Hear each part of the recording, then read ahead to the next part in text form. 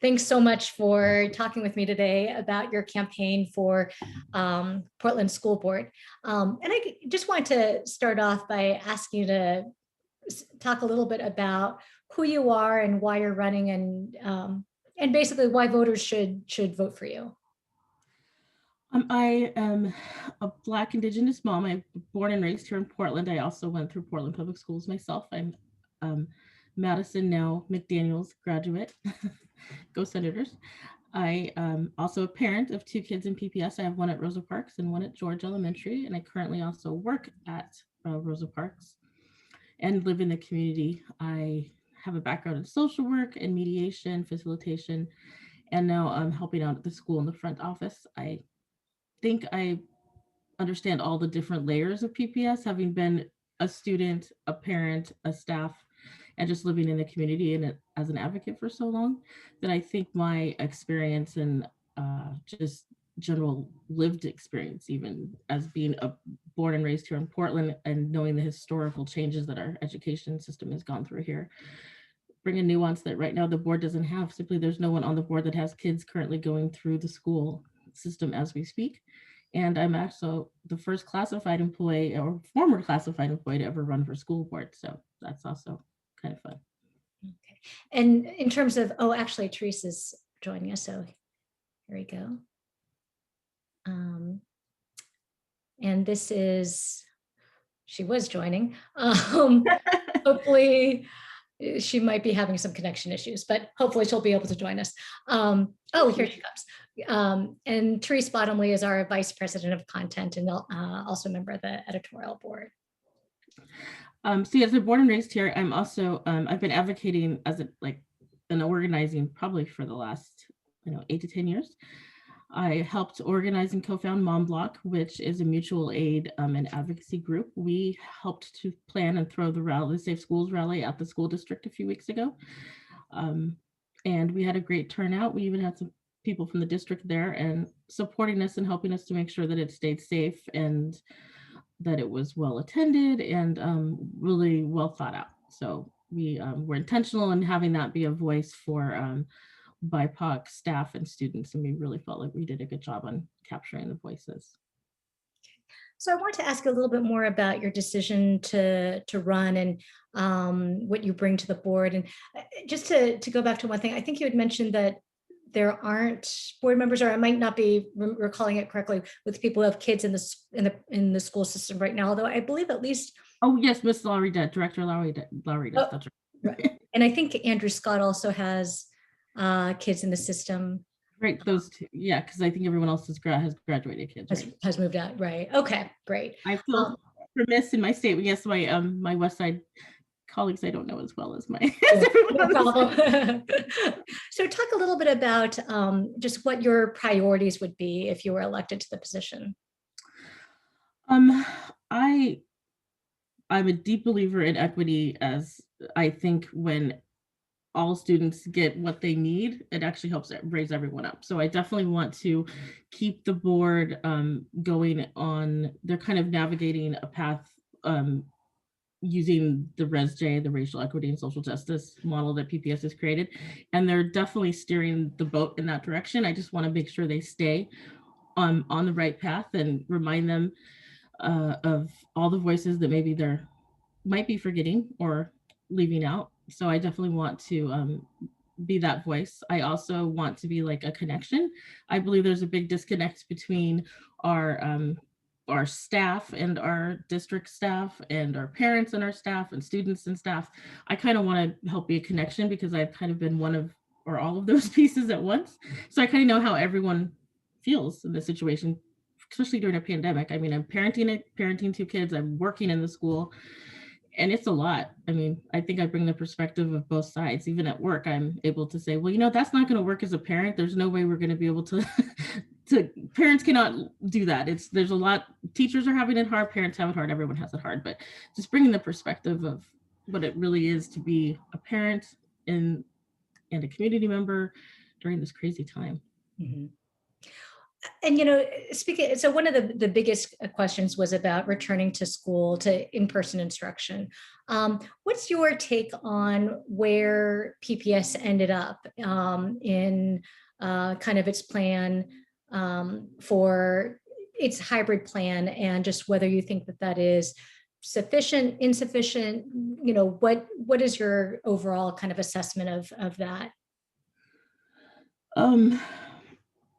As a mediator, I actually would say the district came up with a really good plan, because neither side really got what they wanted. I mean, we weren't going to be able to go back full time, and we weren't going to be able to just stay home.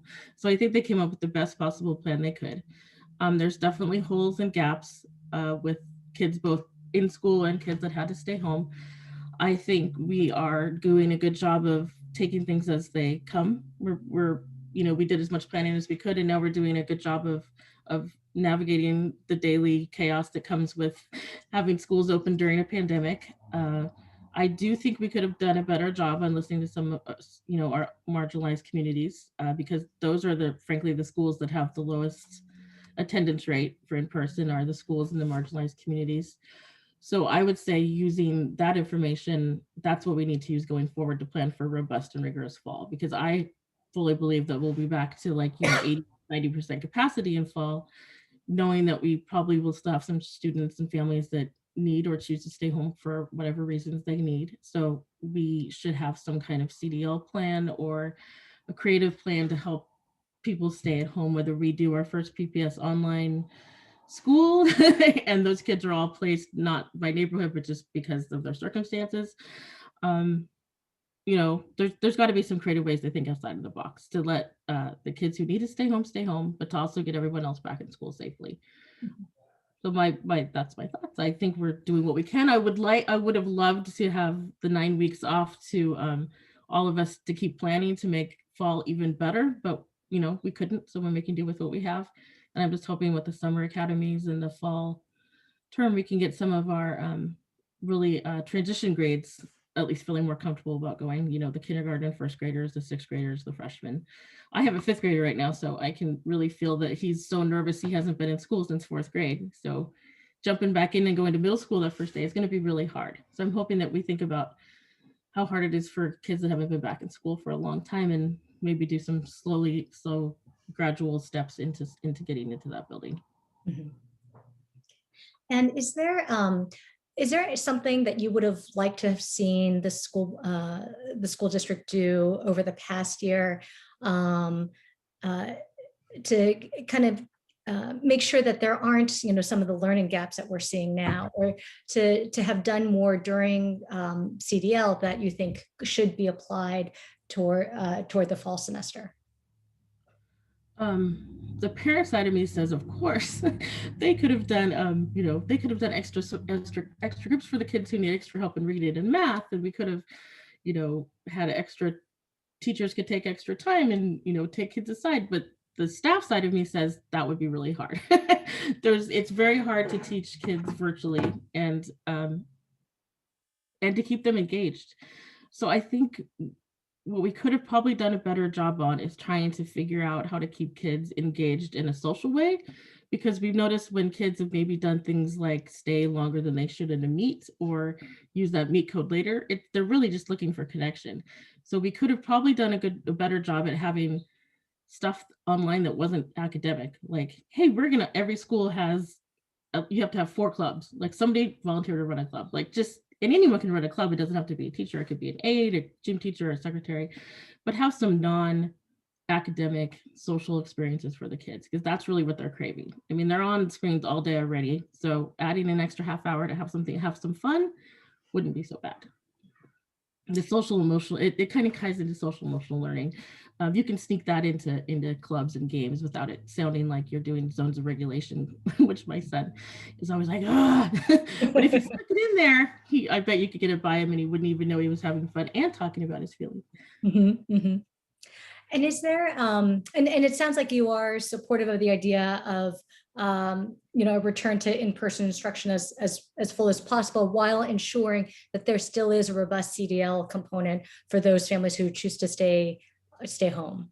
Yes, and my answer is based off the fact that vaccinations are happening at an increased rate, and that most of the adult population will probably be vaccinated by September, and it seems like maybe even some of our high school students. Um, that's based off of that, of how we're progressed to go. If something happens crazy, and I'm not a public health expert, but there's variants and numbers are going up, then yeah, my answer could change closer to them. But as of today, I think we'll be fully ready to, most of our students should probably be ready to return in person in September or August, whenever we get our calendar ready. Mhm. Okay, great. Something else I want to switching over a little bit is, we've seen over the past year a community-wide understanding of the need to change institutions and practices Mhm. that contribute to systemic racism. Are there specific changes or programs or initiatives that you would want to push for if elected to the school board? I want to see more teachers of color. I think students learn best from people who look like them. And whether this is partnering with PSU and UP and Warner Pacific, the colleges that are educating our educators, if that's like scholarship programs or loan forgiveness or something, there's got to be a way we can get more teachers of color in the classroom. Part of that comes from obviously them wanting to be teachers, and then also how we treat teachers once they're there. We also have to I think do a better job on making our teachers of color feel comfortable in the classroom and feel like they have the power to actually teach the way they want to teach, and to teach history the way they want to teach. And social studies, I mean, there's a lot of stuff that's not written in books, and we want teachers to feel supported that they can teach history from their own personal perspective, as long as it's not damaging or illegal or abusive. Then we should allow teachers to teach how they want. I also think PBIS is a good start for our discipline and our programs. I think we need to do a better job on assessing, uh, one, do we even have to call it discipline? I mean, there's, I think most of we at our school, we don't even call absences. We call them, we say the student's not engaged. There's so many other ways to say behaviors and discipline, and there's so many negative words used in systems that I think we could just do an overhaul of vocabulary would be one big step of trying to change this institution of education. It was founded, with mostly white women teaching children, and unfortunately that's still kind of the dynamic today, is it's mostly white women teaching children. I think many are doing a great job on trying to learn as much as they can to dismantle racism, but I think the biggest is we need more programs in schools, more programs with to get teachers in schools of color. And right now, to bridge that gap, I know PPS uses community agencies, Sun Schools, SCI and programs like that, which is also great because it gives kids mentors and some academic support. But just kids seeing teachers that look like them and having job fairs and hearing that I can be a lawyer, I can be a doctor, I can be a, and then there's maybe kids who want to be a plumber, electrician, just seeing a wide variety of jobs and careers and hearing stories and of all the amazing things that you can do, just no matter what you look like. Mm-hmm. So one of the things that is going to be pretty critical in well, even starting now, is just kind of identifying what the loss of learning has been and figuring out how to catch up. Are there, any specific ideas you have in mind in terms of, to capture any element of that kind of dilemma, either measuring the loss of learning or kind of figuring out how to catch up? I know you mentioned earlier summer programs. Is that sort of, something that you think would be important for the school district to invest in? Or what are some of the things that you would want to see? Our district does have money to start summer programs because the governor and OD have given districts money to do summer programming. I have heard that our district wants to focus on social emotional learning in the district, kind of to work through the trauma that was for the last year, with kids being home, which I think is a great idea. But I think a program can be twofold. I think you can do academics and still, work on, making kids feel safe and comfortable back in the building again. Uh, my fifth grader is one of the most boisterous, fun, humorous kids I've ever met, outgoing extrovert, and he is terrified of going back to school. Like my my principles were, don't send it back, don't send it back. And then I got closer and I was like, well, maybe it wouldn't be so bad. I'm here. I know what we're doing. Let's just see. He would not go back. He just said that we're not safe. We're not ready. Mom, you threw a rally about this 2 weeks ago. I'm not going back to school. So he's not going back.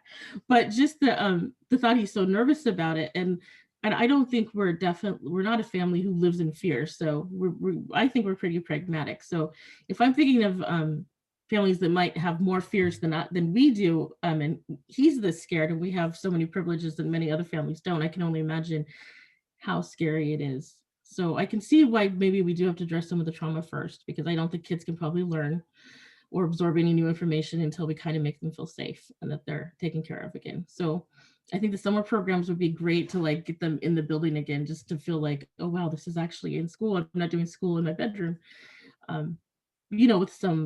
With obviously some academic support. And I keep trying to tell my son too that you're not the only one that, might have lost some, that didn't maybe do all of his fifth grade targets. Like most of your peers are the same. So you're not behind. you're just where everybody else kind of is. Everyone's in the same spot. If you were a little behind before, then you're probably still a little behind. If you were a lot behind before, you're probably still a lot behind. No one probably made gains, but you didn't lose so much that you're going to be held back for it. Mm-hmm. We'll all get through this together. So just trying to get a good, I think, balance of kids feeling safe in school, emotionally and physically, and then kind of seeing where the kids are at. And I think teachers can do that without standardized tests in the summer. We can definitely see what level kids are at and, make it fun. If it's in summer and they're going to have to spend 4 hours a day in school, then, make it fun and interactive, but definitely get them used to learning in that setting, that classroom setting again. It's totally different. Right. Okay. What do you see as the job of a person on the board? I see the job of a school board director as being, as holding the district accountable, especially the superintendent and the executive office, making sure that they are following district policies, and definitely, like in PPS, following that racial equity framework. Every decision should be used, that framework should be used. I also think it should be a place where the community does feel comfortable stating their concerns and appreciations. I mean, it shouldn't always just be concerns. So I would try my best to respond to people. If they emailed me, I would try my best to respond to all the emails I could. Also to be apprised of what's going on amongst the whole district, not just where I live, but to know, what's happening at Kellogg and what's happening, which high school is next on the bond, and, the Roosevelt's going to be renamed soon, and, we're next in line for that. So just knowing what's happening in the district, keeping the district accountable, and definitely being, like I said, I want to be like the connection. I want to make sure that people feel comfortable talking to me. I've been a parent, I've been a student, I feel like I have a good, I guess, just a good foundation for working on the board. I know how all the little linchpins work. And I also have my last job, I trained nonprofit boards how to actually be effective boards and how to work with each other. So I also have that piece. I know how boards run. I know when you can vote, when you can't vote, when you can speak, when you can't speak, because some of that stuff is really boring and dull, but I already know my Robert's rules very well. So I don't have to do a lesson in that. So how would you go about holding either the district or the superintendent accountable? Like, what are you either like, is there an example you can kind of talk about, just kind of what your management or your style would be, or, just even to talk generally about, well, this is how I would ensure that things are followed through on, or anything like that? For example, I didn't get to watch all of last night's board meeting, but I do know that the cafeteria workers and custodians are still asking for more PPE and hazard pay. I would want to ask the superintendent, what's the, like, do we have a budget for this? Like, if we do, why haven't we? I want to know why we haven't given them. Is there, like, what's the reason? If we don't, what can be done? What can be moved around that we can give the most essential workers in our buildings what they're asking for? Because without them, we don't have any, we can't open schools. So why aren't we serving the workers that need us the most right now? I mean, the teachers already came, they got most of what they asked for. The other unions have, but we're still sitting here waiting for our most essential workers to get what they need. I'd ask a lot of questions. I'd probably have a few quotes from those workers handy to say, this is how they feel. This is what they've wrote me. This is what they've told me. And I'd want him to actually address those. I'd say to the exec board, why can't we? I want to hear the actual reason why we can't. If it's just budgeting, can we figure that out? If it's some other reason, tell us what it is. Because right now I can't defend this. It's hard for me to defend the decision to not give PPE to an essential employee. So if I know more, tell me more, then, I'll know more. So lots of question asking. That's great. You did just bring up that example, but is there a specific, and I mean, is there a decision in recent years that the board has made that you feel that you especially disagreed or agreed with, it, that kind of reflect your own priorities? I'm not sure if that question made sense, but basically just kind of looking at just kind of, is there something that you would point to that the board did that you felt, well, if I had been on the board at the time, I would have argued for this instead, or I would have especially supported it because it helps move the district in this direction? I can name two. I can name one that I wasn't happy with and one that I was happy with. One that I wasn't happy with, well, I am a part of the community, but if you take that away, I still think I would have agreed with Rosa Parks asked to stay on a year-round calendar. We had such a high involvement from the community. It was one of the only times that we've gotten a lot of our community members from our community to actually get to a board meeting. Many had never even been to the Big Pink building. So we had so much invested in that. We had speeches and we had kids speaking, and we did everything that I think we could as a community to try to have them hear that this calendar really was and is successful for our students. But it didn't sway anyone. I think we had one vote yes to keep it, and everyone else voted no. And I think we kept pointing out that equity is giving kids what they need and not making everything the same. And their big point was, well, it's really hard for us because not everyone has this calendar. And we said, well, we know not everyone has this calendar, but that's because not everyone needs this calendar. Our kids really benefited from that year-round calendar. And ironically, we can't really give any, I guess, data behind it because we went straight into a pandemic. So it's hard to know really what caused some of the scores and the attendance records we're seeing now. It's probably, it's a pandemic, or is it the calendar?